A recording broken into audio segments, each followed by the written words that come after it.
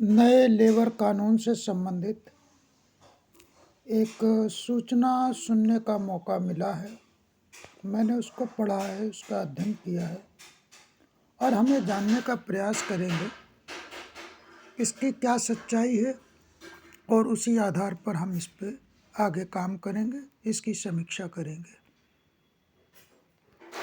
तो आप इस लेबर कानून नए को लेबर सुनें। कोड मजदूरों के अधिकारों पर गहरी चोट है। नए लेबर कोड मजदूरों के अधिकारों पर गहरी चोट है। 29 अलग अलग श्रम कानूनों को मिलाकर 4 लेबर कोड बनाए गए हैं। सरकार इसे ईज ऑफ डूइंग बिजनेस कहती है, लेकिन इसका असली उद्देश्य है हायर एंड फायर को वैध बनाना।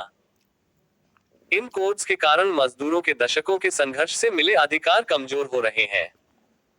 1. मजदूरों के लिए कोई सुरक्षा नहीं। नए कोड पूरी तरह नियोक्ताओं के पक्ष में है और मजदूरों की नौकरी की सुरक्षा को खत्म करते हैं। 2. सौदेबाजी की शक्ति समाप्त।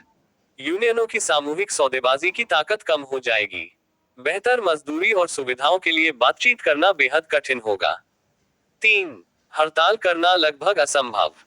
हड़ताल के अधिकार पर भारी पाबंदियां लगाई गई हैं। अब शांतिपूर्ण हड़ताल पर भी दंडात्मक कार्रवाई हो सकती है।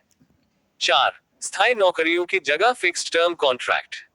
अब कंपनियां अल्पकालिक कार्यकाल के लिए मजदूर रख सकती हैं और अनुबंध पूरा होते ही उन्हें निकाल सकती हैं। इससे ठेका प्रथा को संस्थागत रूप से वैधता मिल गई है। 5. मैन्युफैक्चरिंग सेक्टर में नौकरी का हिस्सा घटा। ठेकाकरण के कारण विनिर्माण क्षेत्र में रोजगार 12.9% से घटकर 12.1% रह गया है। 6. ठेका मजदूरों की संख्या तेजी से बढ़ी। ठेका मजदूरों का हिस्सा 15.5% से बढ़कर 27.9% हो गया है। तारांकन इसका परिणाम: कम मजदूरी, कम सुविधाएं, नियोक्ता की कोई जवाबदेही नहीं। 7. फिक्स्ड टर्म कर्मचारी को कम वेतन। उन्हें स्थायी कर्मचारियों से कम वेतन मिलता है और रिट्रेंचमेंट पर कोई मुआवजा नहीं मिलता। 8. अनुबंध पूरा होते ही बेरोजगारी। फिक्स्ड टर्म कॉन्ट्रैक्ट खत्म होने पर मजदूर स्वतः बेरोजगार हो जाते हैं, जिससे बेरोजगारी बढ़ती है। 9. हायर एंड फायर को बढ़ावा। कंपनी को छटनी बंद करने के लिए सरकारी अनुमति की सीमा 100 से बढ़ाकर 300 कर दी गई है। 300 से कम कर्मचारियों वाले सभी संस्थान मनमाने ढंग से छटनी कर सकते हैं। 10. देश के 93% मजदूर लेबर कोड से बाहर। भारत की श्रम शक्ति 610 मिलियन है 2024। 93% 567 मिलियन असंगठित क्षेत्र में, 58% स्वनियोजित। अधिकांश मजदूर लेबर कोड के दायरे से बाहर हैं, न नौकरी की सुरक्षा न सामाजिक सुरक्षा। 11. प्रिंसिपल एम्प्लॉयर की जवाबदेही खत्म। अगर ठेकेदार सामाजिक सुरक्षा का भुगतान न करे तो मुख्य नियोक्ता जिम्मेदार नहीं होगा। 12. गिग व घरेलू कामगारों की अनदेखी। गिग वर्कर्स और घरेलू कामगारों को नए कोड में कोई ठोस सुरक्षा नहीं मिली। 13. पीएफ का दायरा घटा। केवल 20 या अधिक कर्मचारियों वाले प्रतिष्ठानों में पीएफ अनिवार्य है। इससे करोड़ों छोटे मोटे उद्यम बाहर हो जाते हैं। गिग व प्लेटफॉर्म वर्कर्स बिल्कुल बाहर हैं। 14. पीएफ न जमा करने पर सख्त सजा नहीं। नियोक्ता ठेकेदार पीएफ न जमा करे तो भी हल्की कार्रवाई होती है। इसका खामियाजा कर्मचारियों को भुगतना पड़ेगा। 15. ग्रेच्युटी का अधिकार कमजोर। 1 वर्ष सेवा पर ग्रेच्युटी मिलनी चाहिए, पर नए कोड में अगर ठेकेदार न दे तो मुख्य नियोक्ता जवाबदेह नहीं है। 16. कृषि क्षेत्र पूरी तरह बाहर। कुल कार्यबल के 50% से अधिक को रोजगार देने वाला कृषि क्षेत्र OSHWC कोड से बाहर है। छोटे होटल, पावलू, डिजिटल प्लेटफॉर्म, निर्माण आदि भी काफी हद तक बाहर है। 17. सुरक्षा समिति के लिए 250 कर्मचारियों की शर्त। जब देश में हर साल करीब 40,000 मौतें होती हैं, तब सुरक्षा समिति बनाने के लिए 250 कर्मचारियों की न्यूनतम सीमा एक मजाक है। 18. हड़ताल का अधिकार सीमित। अब किसी भी शांतिपूर्ण हड़ताल को भी अपराध की तरह दंडित किया जा सकता है।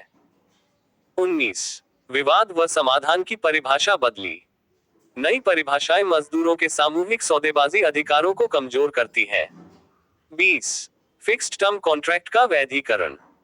फिक्स्ड टर्म कर्मचारियों को नोटिस का अधिकार नहीं, नोटिस के बदले वेतन नहीं, छंटनी मुआवजा नहीं, 21 मजदूरों को न्याय पाने में कठिनाई। जिला स्तर के लेबर कोड समाप्त कर दिए गए हैं, जिससे न्याय और दूर हो गया है। तारांकन तारांकन निष्कर्ष। ये नए लेबर कोड मजदूर विरोधी, राष्ट्र विरोधी और संविधान की आत्मा के खिलाफ है। इनका हर स्तर पर विरोध किया जाना चाहिए। तारांकन। 26 नवंबर को विरोध दिवस सफल बनाओ। उपरोक्त लेख की समीक्षा करें और वर्कर के हित में सरकार को सुझाव प्रस्तुत करें। Folded hands.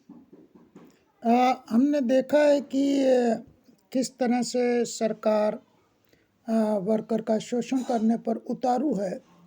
इसलिए हम पहले तो इस लेख की समीक्षा करेंगे और इसके पश्चात इस बात पर विचार करेंगे कि हम कैसे बेहतर व्यवस्था ला सकते हैं।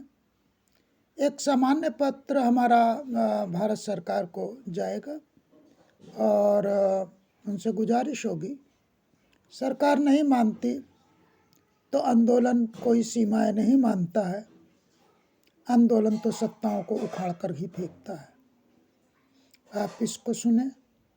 नए लेबर कोड्स 2019-2020 की निष्पक्ष समीक्षा। सरकार ने 29 पुराने श्रम कानूनों को समेटकर 4 नए लेबर कोड बनाए हैं। Wage code 2019, industrial relations code 2020 और working conditions code 2020, social security code 2020। सरकार का दावा है कि इससे कानून सरल हुए, अनुपालन आसान हुआ और ease of doing business ranking सुधरी। लेकिन ट्रेड यूनियनों और ज्यादातर श्रम अर्थशास्त्रियों का मानना है कि ये कोड नियोक्ताओं को असीमित लचीलापन देते हैं और मजदूरों के दशकों पुराने अधिकारों को कमजोर करते हैं।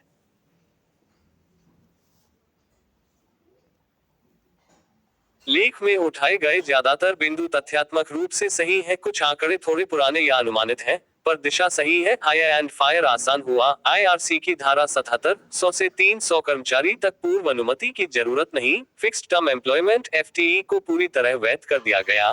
बिना रिट्रेंचमेंट कंपेंसेशन के हड़ताल पर 14 दिन का नोटिस और कठोर दंड का प्रावधान। ठेका मजदूरी और गिग वर्कर्स के लिए ठोस सुरक्षा का अभाव। 90-93% असंगठित मजदूर अभी भी कोड्स के प्रभावी दायरे से बाहर। प्रिंसिपल एम्प्लॉयर की जवाबदेही ठेकेदारों के मामले में बहुत कमजोर। हालांकि कुछ सकारात्मक प्रावधान भी हैं जिन्हें लेख में पूरी तरह नजरअंदाज किया गया है। सभी कर्मचारियों, यहां तक कि असंगठित क्षेत्र के भी, को न्यूनतम मजदूरी का अधिकार सोशल सिक्योरिटी कोड में पहली बार गिग और प्लेटफॉर्म वर्कर्स को परिभाषित किया गया है। हालांकि अभी नियम नहीं बने। 1 साल के फिक्स टर्म पर भी ग्रेच्युटी का अधिकार। पहले 5 साल चाहिए थे। पूरे देश में एक ही मिनिमम वेज फ्लो, राज्य अलग अलग तय करेंगे। निष्कर्ष। कुल मिलाकर कोड्स नियोक्ता हितैषी जरूर हैं, पर पूरी तरह मजदूर विरोधी कहना एकांगी होगा। असली समस्या यह है कि सकारात्मक प्रावधान अभी कागजी है। नियम नहीं बने, फंड नहीं बना, पोर्टल नहीं बना, जबकि नकारात्मक प्रावधान हायर फायर, एफटीई, ठेका तुरंत लागू हो गए। मजदूर हित में सरकार को तत्काल सुझाव व्यवहारिक और संभव। हायर एंड फायर की सीमा फिर से 100 कर्मचारी करें या कम से कम 100-300 के बीच के प्रतिष्ठानों में भी श्रम आयुक्त की अनुमति अनिवार्य करें। फिक्स्ड टर्म एम्प्लॉयमेंट पर ब्रेक लगाएं। एक ही काम पर लगातार 2 बार से ज्यादा एफटीई न दिया जाए। तीसरी बार अपने आप स्थायी मान लिया जाए, जैसे तमिलनाडु और राजस्थान ने अपने नियम में किया है। ठेका मजदूरी में प्रिंसिपल एम्प्लॉयर की संयुक्त एवं व्यक्तिगत जवाबदेही, जॉइंट और सेवरल लायबिलिटी बहाल करे। ठेकेदार भाग जाए तो भी मुख्य कंपनी मजदूरी, पीएफ, ग्रेच्युटी दे। सोशल सिक्योरिटी कोड के तहत 2 साल में सभी असंगठित मजदूरों का श्रम पोर्टल पर रजिस्ट्रेशन अनिवार्य करें और 3000 रुपए पेंशन योजना शुरू करें, जो अभी सिर्फ घोषणा है। गिग प्लेटफॉर्म वर्कर्स के लिए अलग चैप्टर के नियम 6 महीने में बनाए। न्यूनतम प्रति घंटा दर। दुर्घटना बीमा। प्लेटफॉर्म फीस का 1-2% वेलफेयर फंड में जाए। हड़ताल के नोटिस पीरियड को 14 दिन से घटाकर 7 दिन करें और शांतिपूर्ण हड़ताल को कभी अपराध न माना जाए। सुरक्षा समिति की सीमा 250 से घटाकर 50 कर्मचारी करें, खासकर खतरनाक उद्योगों में 20। लेबर कोड्स के नियम बनाने में ट्रेड यूनियनों को वास्तविक भागीदारी दें। अभी ज्यादातर राज्य सरकारों ने एक तरफा नियम बना लिए।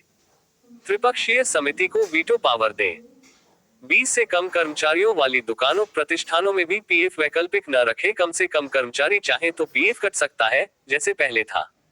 राष्ट्रीय स्तर पर श्रमिक कल्याण कोष बनाए। जिसमें कॉर्पोरेट्स का 0.5% टर्नओवर CSR की तरह जमा हो, जिससे असंगठित मजदूरों की पेंशन, स्वास्थ्य बीमा चल सके। ये सुझाव न तो पूंजीवाद खत्म करने वाले हैं, न अर्थव्यवस्था को नुकसान पहुंचाने वाले। बस इतना करें तो ईज ऑफ डूइंग बिजनेस के साथ साथ ease of living with dignity for workers भी संभव है। 26 नवंबर को विरोध का अधिकार है, पर साथ ही रचनात्मक सुझाव भी रखने चाहिए। मजदूर विरोधी नहीं, मजदूर संवेदी लेबर कोड बनाना अभी भी संभव है। Folded hands. हमारी तरफ से एक विचार पत्र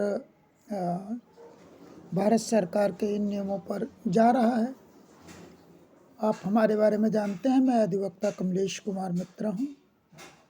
मेरा संपर्क सूत्र 9335122064 है। मैं भारत सरकार को क्या लिख रहा हूँ, इसको आप भी समझ लें, जान लें।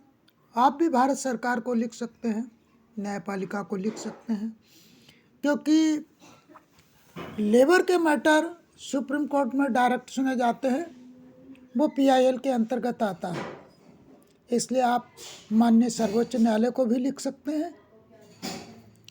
तो इस पत्र को सुने जो भारत सरकार को जा रहा है। मैं आज ही इसको ईमेल कर दूंगा। आप भी ईमेल कर सकते हैं, बाई पोस्ट भेज सकते हैं, और कोई दिक्कत हो तो आप हमसे भी संपर्क कर सकते हैं। सेवा में माननीय श्रम एवं रोजगार मंत्री, भारत सरकार, नई दिल्ली। विषय: नए श्रम संहिताओं लेबर कोड्स में तत्काल संशोधन हेतु मजदूर हितैषी सुझाव। माननीय महोदय, मैं कमलेश कुमार मित्रा, सामाजिक चिंतक एवं अधिवक्ता, पटना उच्च न्यायालय, देश के करोड़ों मजदूरों किसानों की ओर से निम्नलिखित व्यवहारिक एवं संविधान सम्मत सुझाव आपके समक्ष रखता हूँ। ये सुझाव न तो अर्थव्यवस्था को ठप करेंगे, न विदेशी निवेश भगाएंगे, बल्कि ईज ऑफ डूइंग बिजनेस के साथ साथ ease of living with dignity भी सुनिश्चित करेंगे। मजदूर हित में तत्काल संशोधन के सुझाव। इंडस्ट्रियल रिलेशंस कोड की धारा -77 में पूर्व अनुमति की सीमा पुनः 100 कर्मचारी कर दी जाए, अथवा 100-300 कर्मचारियों वाले प्रतिष्ठानों में भी श्रम आयुक्त की अनुमति अनिवार्य की जाए। फिक्स्ड टर्म एम्प्लॉयमेंट को सीमित किया जाए। एक ही काम पर लगातार 2 नवीनीकरण के बाद तीसरी नियुक्ति स्वतः स्थायी मानी जाए, जैसा तमिलनाडु, राजस्थान ने अपने नियमों में किया। ठेका मजदूरी में प्रिंसिपल एम्प्लॉयर की जॉइंट और सेवरल लायबिलिटी पूरी तरह बहाल की जाए। ठेकेदार भागे तो भी मुख्य कंपनी मजदूरी, PF, ग्रेच्युटी, बोनस दे।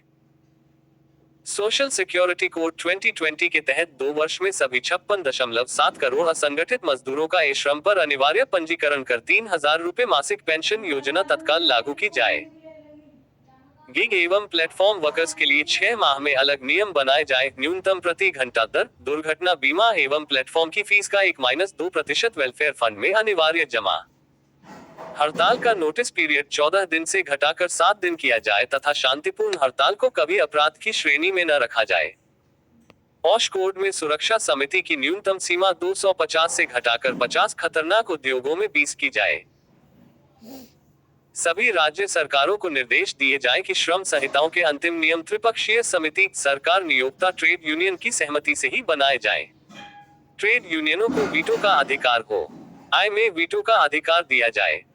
20 से कम कर्मचारियों वाली इकाइयों में भी कर्मचारी की इच्छा पर PF कटौती एवं जमा की सुविधा बहाल की जाए।